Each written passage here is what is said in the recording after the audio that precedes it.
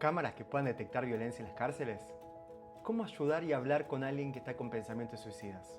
Hoy conversamos con Rocío Aguirre, ingeniera electrónica, emprendedora social y fundadora de Loclook, una herramienta con inteligencia artificial para detectar violencia en las cárceles, respetando la privacidad de personas privadas de su libertad. Hablamos de sus intentos para adaptar esta herramienta para detectar suicidio, por qué no existen todavía modelos o herramientas que permitan predecirlo y algunos de los principales mitos que giran en torno a la ideación suicida. Una conversación que cruza tecnología, salud mental y ética, entendiendo hasta dónde puede llegar la inteligencia artificial y cuáles son sus límites. Bueno, vos tenés un emprendimiento que generalmente a la gente le llama mucho la atención. Que algo dijiste al inicio, pero querés resumirlo, si tuviese que resumir en una oración. En una oración me mataste. Te puedo contar un poco la historia. ¿Cómo se llama y qué haces? Ok, el emprendimiento se llama Loclook. Pretende jugar con los conceptos de mirar, de mirar y a su vez de cuidar la privacidad de las personas. Porque me parece muy importante entender que a la persona privada de la libertad, el único derecho que se le quita es el de la libertad. Todos los otros lo sigue teniendo. Y eso a veces nos lo olvidamos al momento de entender la cárcel. Y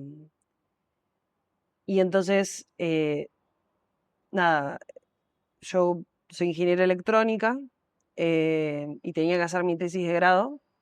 Iba a ser una tobillera electrónica.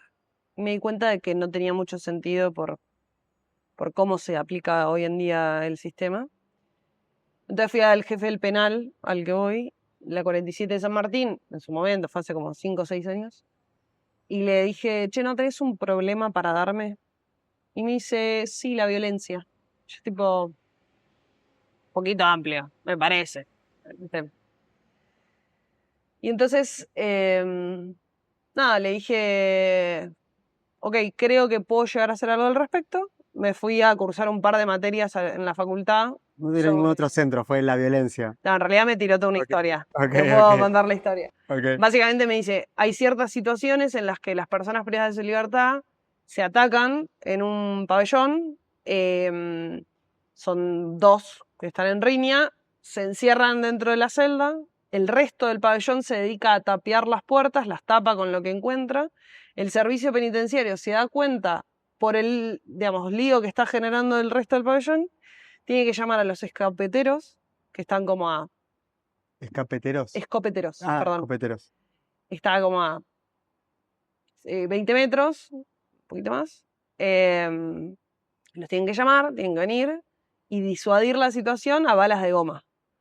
Tienen que calmar al resto del pabellón, sacar digamos, todo lo que está tapando las puertas y tienen que entrar por protocolo a cada una de las celdas. Si era la celda 5, tardó media hora el protocolo. Lo más probable es que alguna de las dos personas esté gravemente herida, necesite ser hospitalizada o muerta. Entonces, me dice, necesito reducir el tiempo de respuesta del servicio. Y ese es un problema común en todas las cárceles. O sea, no es infalible el modo de cuidar del servicio, y también hay todo un tema con que no pueden estar todo el tiempo mirando hacia adentro porque también los ven a ellos, entonces como que ahí aprenden de su conducta, como que hay toda una tensión constante en cómo se miden los límites unos a otros. Entonces, nada, me fui a la facultad, me fui a cursar un par de materias de redes neuronales, de lo que hoy se conoce como inteligencia artificial, pero enfocada a el procesamiento de imágenes, ¿sí? Empecé con algunos algoritmos, se podría decir, que no eran suficientes, y hasta que encontré una forma de procesar tridimensionalmente el video que básicamente logra reconocer patrones de conducta con el movimiento, la velocidad, distintas cuestiones que tiene en cuenta. Y lo entrené para detectar violencia y lo adapté para que pueda funcionar en una mini computadora adentro del penal y que nadie pueda ver esa imagen. Entonces, O sea, ese equipo mismo analiza la situación de violencia sin salir de ese equipo que está conectada, Nadie puede ver la imagen, lo cual pero cuida un poco la ya privacidad que era tu Exacto. objetivo principal. Exacto. O sea, resumiendo una oración, si entendí bien, es un equipo que desarrollaste vos con inteligencia artificial que permite detectar violencia en las cárceles respetando la privacidad de los internos. Exacto. Ok. ¿Y cómo fue con el momento que lo desarrollaste y se lo presentaste al director del penal? Cuando lo desarrollé y fui al penal, ese jefe ya no estaba. Uf. Pero la realidad es que originalmente lo pensé como una tesis de grado. Claro. O sea, yo siempre me quise dedicar a lo social desde la ingeniería y sentía que no podía O sea, terminar. no lo viste como un emprendimiento inicialmente, sino más bien Claro, te resolvía el problema de recibirte. claro, pero también yo consideraba que como formación profesional no podía dedicarme a algo que no fuera social, porque digo, no puedo no tener como esa marca en Esa mi- pata de impacto social en todo Exacto, lo que hagas. claro. No tenía sentido hacer otra cosa. O sea, me da igual recibirme. Yo quería dedicarme a lo social. Cuestión que me fui a la India por segunda vez, sola, y ahí conocí a mi socio español, Mario, Mm. que es un pibe de 22 años que se dedica a emprender y me dice, Tenés que hacer algo con esto. claro, hace algo. Entonces me dijo, a los pocos meses, volví, él se tuvo que ir a Corea del Sur a trabajar también, digamos, seguir su formación como emprendedor. Y cuando volvió a España, nos consiguió una reunión con el gobierno vasco. Y le presentamos a ellos el proyecto. Y ahí me dijeron, buenísimo, pero hasta el 2026 no vamos a implementar inteligencia artificial. ¿Por Y qué? nuestro problema, porque era algo nuevo, porque no entendían No cómo funcionaba, entendían. no estaba regulado. O sea, ¿Y ya está regulado hoy en día en Europa? sí, re regulada. La inteligencia artificial tiene criterios de regulación muy exhaustivos. Ah, sí. Sí. Lo cual en Argentina hoy en día no. Están empezando Está a haber apareciendo algunas algo. cuestiones, sí. Ok. Em, Fuimos a la reunión con el gobierno vasco, nos comentaron que todavía no estaban interesados en aplicar inteligencia artificial, pero que les interesaba el proyecto, pero que ellos no tenían un problema de violencia, sino de suicidios. Mm, Y ahí les dije, ok, ok. ese problema no lo sé resolver. La violencia tampoco, yo acompaño el proceso del ¿Es un servicio problema en Argentina el penitenciario. tema del suicidio? ¿En las cárceles de Argentina? Es muy difícil de saberlo. En Argentina hay un gran problema que somos malos recolectando data estadística. Somos malos. No sé si... No es solo falta de conocimiento técnica, sino Imagino, de interés. puedo imaginar. O sea, hay muchas muertes declaradas como paros cardiorrespiratorios. Y es tipo, Ok. es como muerte sin causa, claro, ¿Y te casi. consta si es una problemática que pasa en las redes en las cárceles de Argentina? El suicidio, Sí, no, no. no lo sé. Ok. O sea, no puedo afirmar ni por sí ni por no, porque no sé. Entonces España tiene un problema con el suicidio en las cárceles. Claro, pero vos para poder entrenar modelos de este estilo necesitas data en imágenes. Mm. Y los suicidios no son algo que se suele agravar y no sirve con actuarlo, ni tampoco sabemos qué implica. Y hay muchos modos. Entonces, hablando con algunos psiquiatras, y acá me puedes dar tu opinión, es ver quizás patrones de conducta en relación a la depresión profunda, que tienen más que ver quizás con el modo de caminar, con el modo de desplazarse. Pero, ¿Sabes que ha sido uno de los grandes esfuerzos de la psiquiatría poder predecir el suicidio? Y esto es muy interesante, pero todos los intentos que hubo, se usaron escalas, se usaron un montón de factores de riesgo, todo ha fallado. ok, Se han utilizado un montón de modelos de predicción del suicidio y todo falló. Porque a veces el suicidio, una persona puede estar en depresiones muy profundas y muy severas y aún así no suicidarse. Que hay claro, gente que tal vez no es tan manifiesto su malestar, psicológico, su malestar que está padeciendo, y sí sufrir lo suficiente al punto de suicidarse. Claro. Inclusive se desarrolló un montón de escalas buscando este objetivo y nunca se ha logrado. Y aparte lo que tiene el suicidio, que tiene momentos en donde también puede haber desencadenantes agudos que hagan que la persona finalmente tome la decisión de suicidarse. Ok. Lo cual problematiza aún más la cuestión, ¿En qué sentido? que no es fácilmente predecible. Yo puedo estar crónicamente deprimido y aún así no hacerlo. Y hay gente que en momentos de mucha impulsividad, o sea, realmente malestar, ya viene un malestar porque sabemos que el suicidio no es unicausal, no es, mucha gente dice, se suicidó porque le pasó tal cosa. No, en general no pasa por eso, nadie se suicida, en general la gente no se suicida porque le pasa algo malo. Pero hay gente que sí ya viene con cierta vulnerabilidad y hay un desencadenante puntual y lo hace. Ok, Lo cual eso convierte muy difícil en predecir cuándo va a suceder. ok. Entonces, si lo lográs descubrir, bienvenido, va a servir un montón porque realmente hoy en día no hay modelos que puedan predecir el suicidio. Hay muchas teorías de por qué se hace, por qué una persona piensa en suicidarse, pero no tenemos hoy herramientas concretas para poder predecirlo. Sí, en verdad, lo que yo busco no es la predicción, sino la alerta temprana. Lo cual es un poco tan de la mano. O sea, Porque digo, puede ser que haya algo en su forma de comportarse errática o, digamos, asumo que debe haber distintos tipos o de formas de expresarse y por eso hay tantas formas también de quitarse la vida, que, que quizás cada una implica un patrón diferente.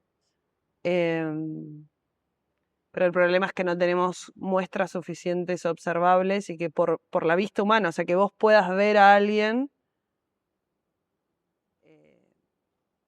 O sea, hay situaciones de riesgo que sí, digamos, tengo un puente, una persona que está en el borde, que sabes que es un riesgo muy grande, decís, bueno, una persona que está asumiendo un riesgo muy grande es porque no está, digamos, sí, al mismo tiempo en las cárceles es mucho más difícil poder detectar esa situación de riesgo porque están muy resguardados, claro. lo cual lo vuelve más difícil. Sí, yo creo que es un gran desafío ese. Mm. Sí, todavía no lo abordamos. Sobre todo porque la principal herramienta que hoy en día tiene alguien para saber si se quiere suicidar es preguntando abiertamente. Que es Claro. una de las cosas que menos se hace. Mira, Y mucha gente piensa que preguntar a una persona si se quiere matar la va a inducir a hacerlo. O ok, le va a implantar la idea, lo va a convencer de. Lo cual es uno de los grandes mitos del suicidio. mira, Que mucha gente sigue pensando hoy en día, lamentablemente. Mucha gente tiene miedo de preguntar porque por un lado tiene miedo de que implantarle la idea a la persona y pensar que porque yo le pregunte lo va a hacer. Y al mismo tiempo porque, y volvemos al tema que hablamos antes, te obliga a involucrarte en algo muy incómodo, mm, que es hablar de un tema tabú como es la muerte, y sobre todo no solamente la muerte, sino la muerte a través del suicidio, y la gente no sabe qué hacer con eso. mm, Entonces, te digo más, mismo los médicos no se animan a preguntar sobre el suicidio. Lo cual es, uno, mira cómo marqueaba las cejas como diciendo, ¿en serio? Los médicos no saben preguntar sobre el suicidio, no se animan. Lo cual debería ser algo que, y te digo, y vi un paso más profundo, muchas veces colegas míos, psicólogas, psiquiatras un poco menos, pero muchas psicólogas, eh, que no tienen formación de suicidio, que es algo que para mí todos deberían tener, una noción básica, piensan también esos mitos de que preguntar va a implantar la idea y va a llevar a la persona, o el que dice no lo hace. Perro que ladra no muerde. El que claro, avisa, el que dice que se quiere matar en realidad no lo quiere hacer, porque si no lo haría. Y la realidad es que sabemos que la gran mayoría de la gente que amenazó que se iba a matar, que se quería matar, lo intento. amenazó, lo anunció, lo manifestó de alguna forma, de la que sea, mucha gente que se murió lo había manifestado antes de alguna forma.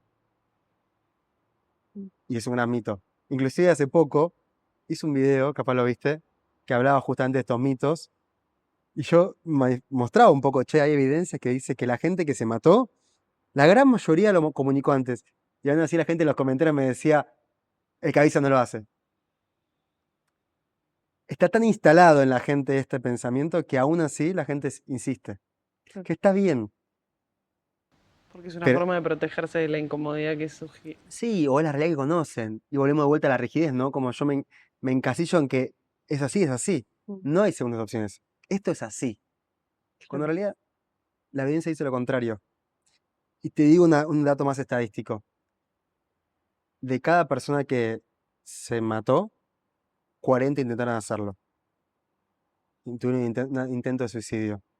Y de esos 40, por cada uno de esos 40 que intentó hacerlo, 200 pensaron en hacerlo. O sea, la cantidad de gente que ha pensado en suicidarse es altísima y mucho más de lo que nosotros llegamos a ver solamente con el acto. Nosotros a veces llegamos a ver solamente el acto consumado, el Claro. suicidio hecho. Pero hay mucha más gente que lo intentó y aún más gente que lo ha pensado. Entonces, fíjate si no es difícil detectar el suicidio al punto que mucha gente lo piensa, muchos no lo dicen, muchos sí, pero muchos más no lo dicen y lo han pensado. Mm. ¿Y este efecto como de rebaño que se genera en adolescentes en torno al suicidio, cómo funciona?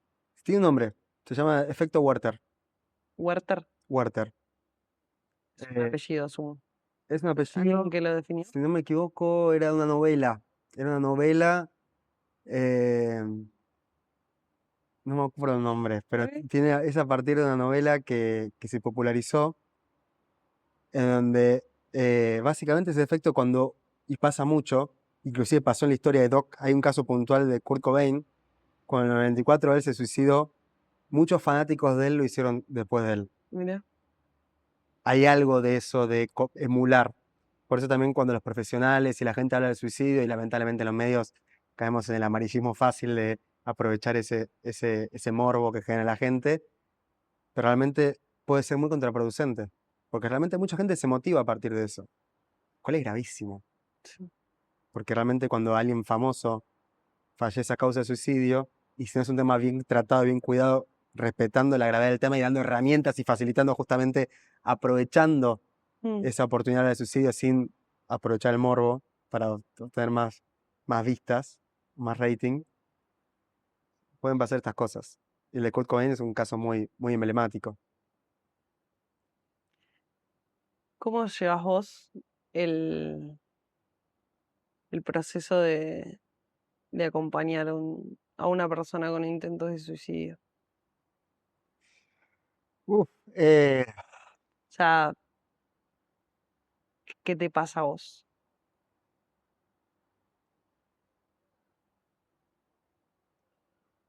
qué fuerte esa pregunta. Creo que he pasado por muchas etapas. He pasado de la sorpresa, de la primera vez que alguien me decía eso y mucho miedo, no saber qué hacer.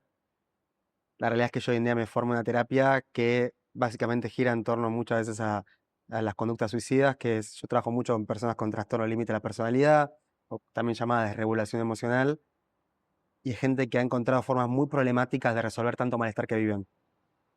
Las personas con trastorno límite o desregulación emocional viven las emociones con mucha intensidad, lo cual les genera muchísimo sufrimiento, muchísimo malestar, y muchas de las formas que encuentran, lamentablemente, para lidiar con ese malestar son conductas autoagresivas donde se lastiman o muchas veces llegan a tal nivel de sufrimiento que hacen tentativa de suicidio. Y un poco mi interés en trabajar con esta población en particular me obligó a formar mucho en suicidio, lo cual me dio muchas herramientas, pero uno nunca se termina de acostumbrar, porque realmente la muerte nos atraviesa muchísimo y genera como muchísimo incomodidad. Por un lado, uno siente que tiene herramientas, pero nuestra tecnología actualmente para tratar el suicidio no alcanza. Aún así, muchas veces fallamos, somos falibles eh, y genera mucha frustración, sobre todo cuando uno da todo, hace todo, intenta todo y aún así las cosas no suceden. Y ahí es lo que decimos mucho en la salud mental y con muchas de las formaciones que uno hace de suicidología, ¿no? Para tratar eh, personas con conductas suicidas, preguntan, ¿quién tuvo un paciente que se suicidó? Y mucha gente levanta la mano y mucha gente no levanta la mano. Y la realidad es que siempre la moraleja de algún punto es, todos tuvimos, probablemente no sepas que lo hicieron. O sea, que estamos continuamente enfrentándonos al suicidio. Y es uno de los mayores desafíos que tenemos, porque no, realmente son situaciones que te ponen siempre, siempre al límite. Y siempre te obligan a sacar lo mejor tuyo y siempre te enfrenta con la frustración de no poder más. Y es súper movilizante. Sobre todo cuando a veces, sí, no da todo y aún así las cosas no suceden. Mm. Me ha pasado de tener que acompañar Mm, ciertos como personas con intentos de suicidio y lo que me pasó es que yo no tengo formación. Yo tengo cancha, nada más. Em, y, y es muy difícil correrse de como de involucrarte en la historia del otro en el sentido de como una vez me pasó de llegar al penal y sentir que una piba, que si yo no entraba la piba se moría, porque yo le había prometido, no sé, le había prometido estar, nada más. Y fue la única vez que fui que no me dejaron entrar, tipo, mirá. porque no sé, no me conocía el de la puerta y tipo no estaba, no tenía la lista a mano, no sé, una boludez. ¿Y qué le pasó a la chica? Nunca supe, ¿No la viste más? nunca la vi. Mirá.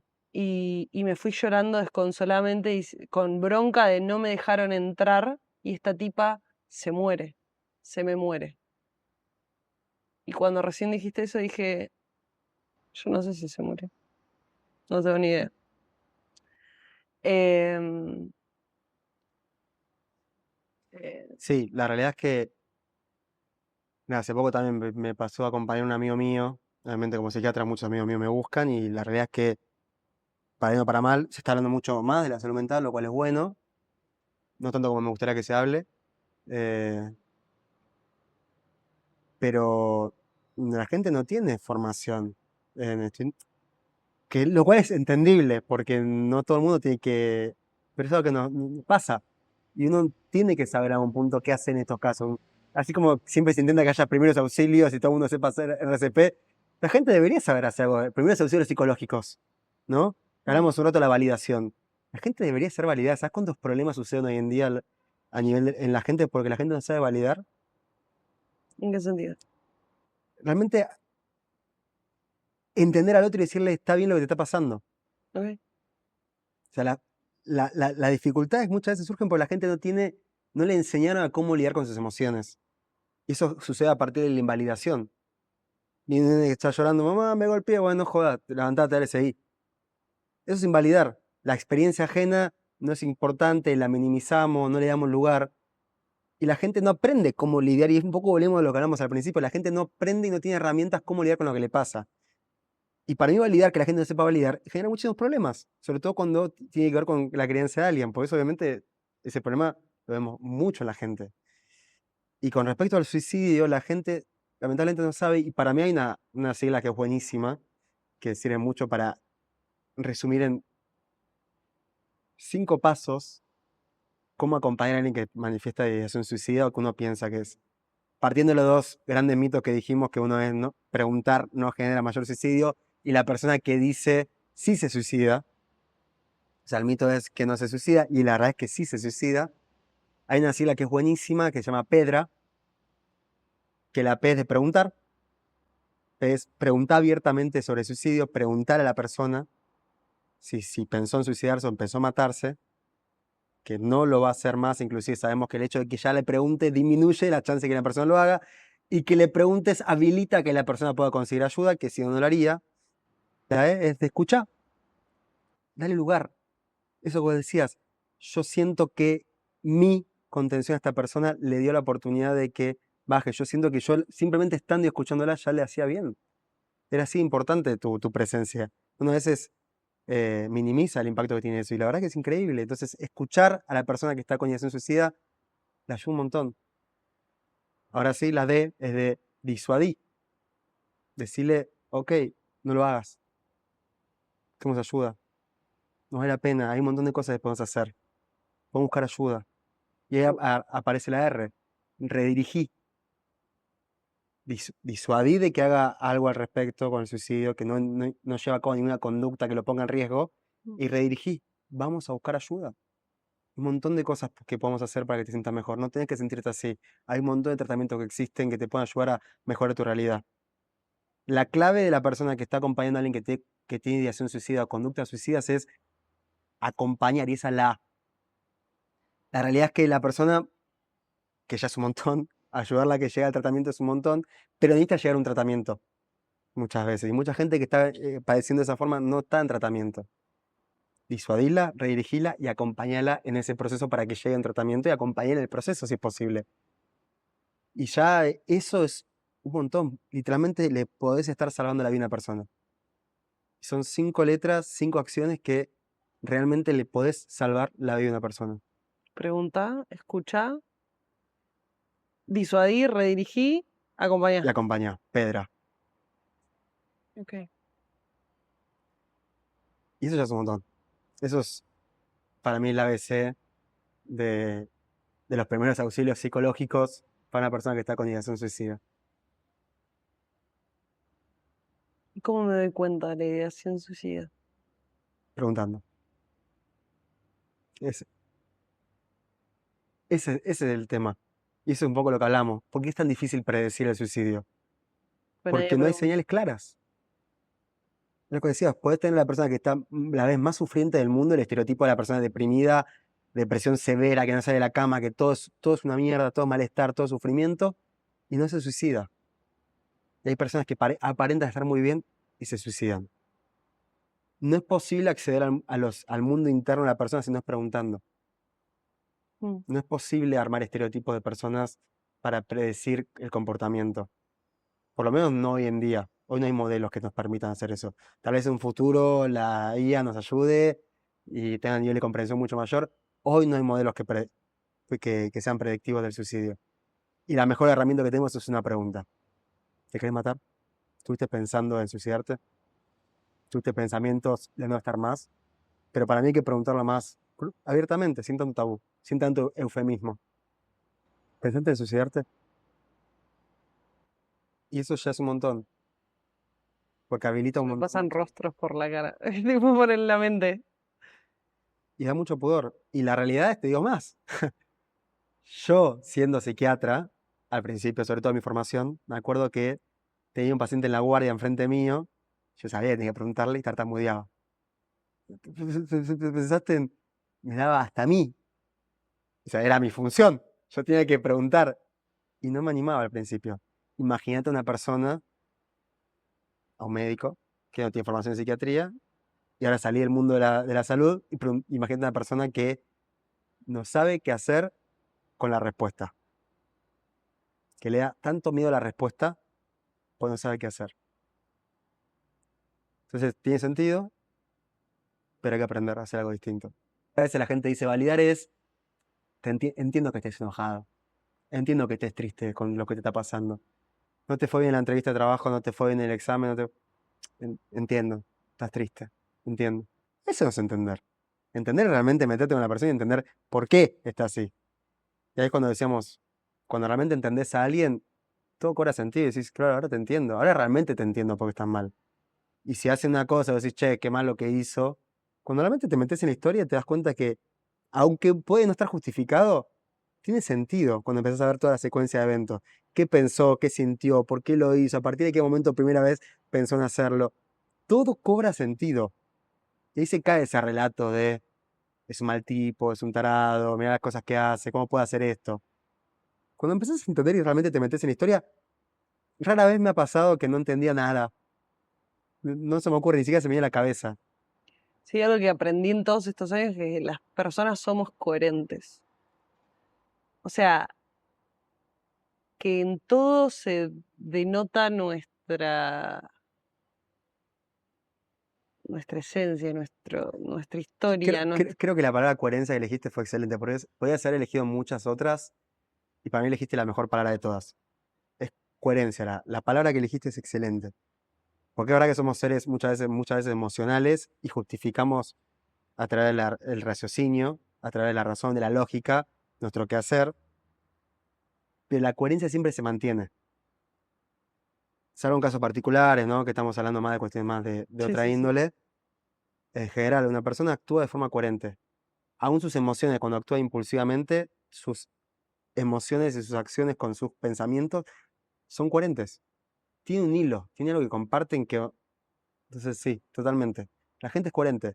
Cuando lo ves de lejos y no lo entendés, sí, es fácil no entenderlo. Y también tiene sentido no entenderlo. Pero rara vez cuando te metes realmente en la historia y te tratas de entender toda esa secuencia de eventos que sucede, no hay una lógica.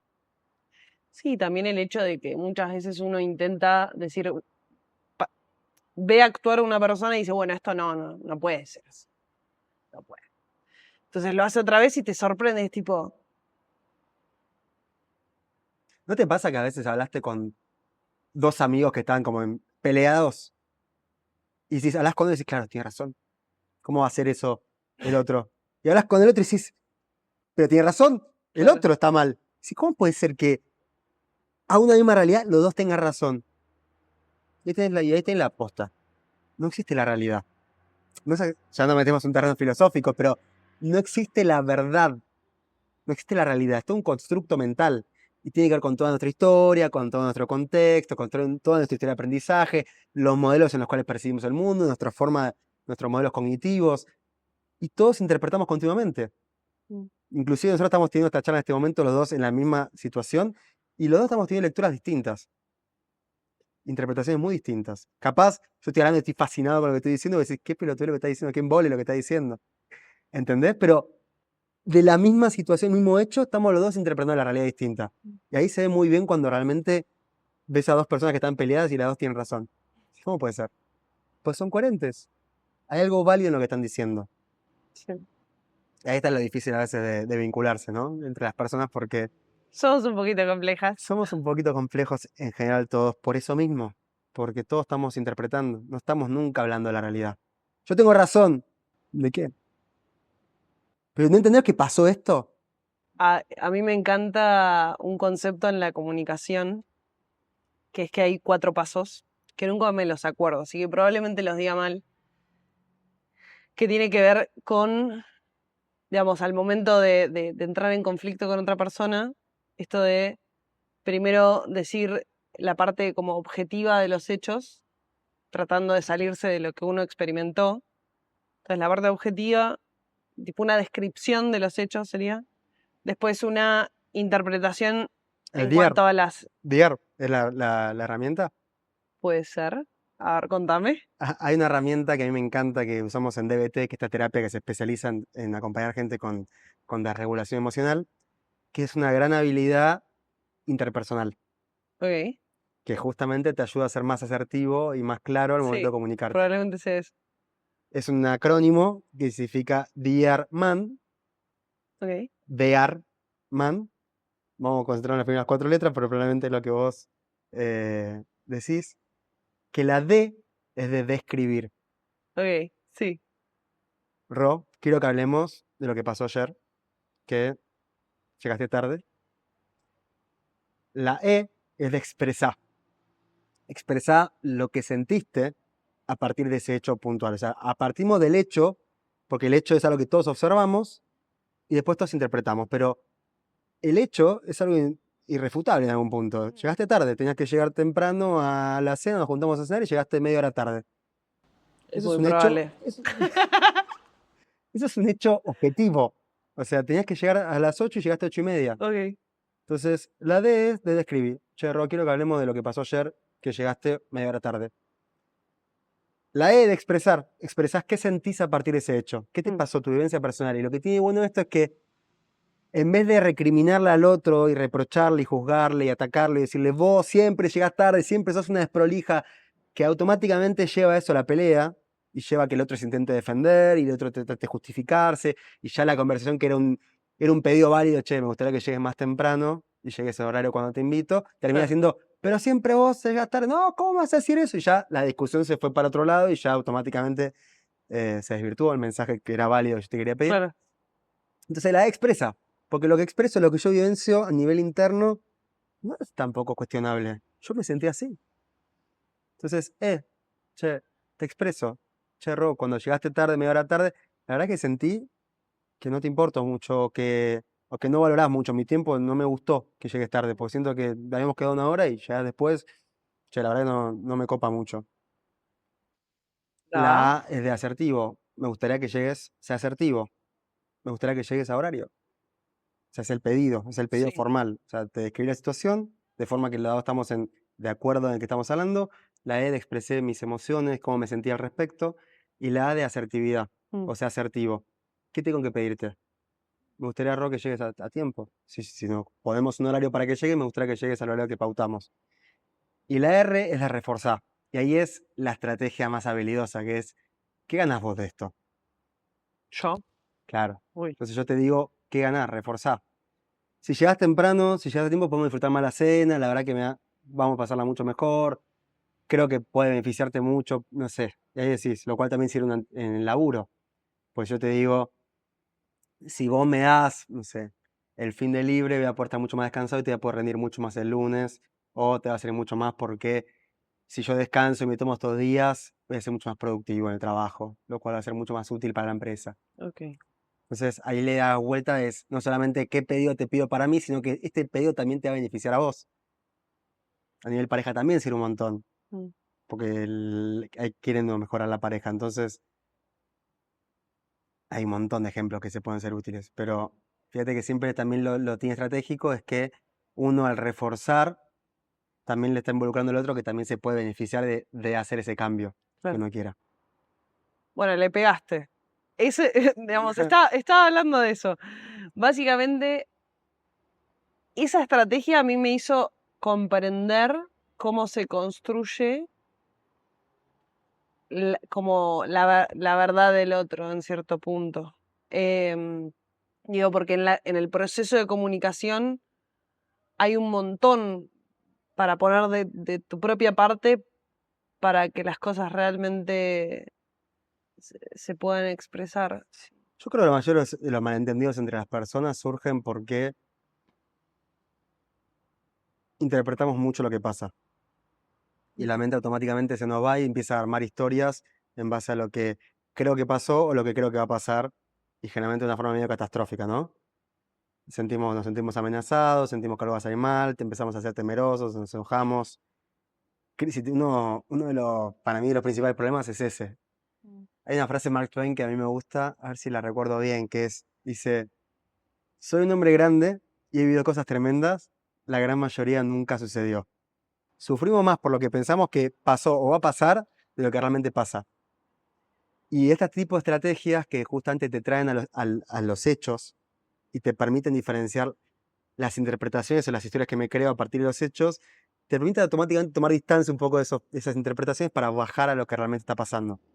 Mm. Volver al momento presente y salir un poco de la anticipación del futuro, el reproche del pasado.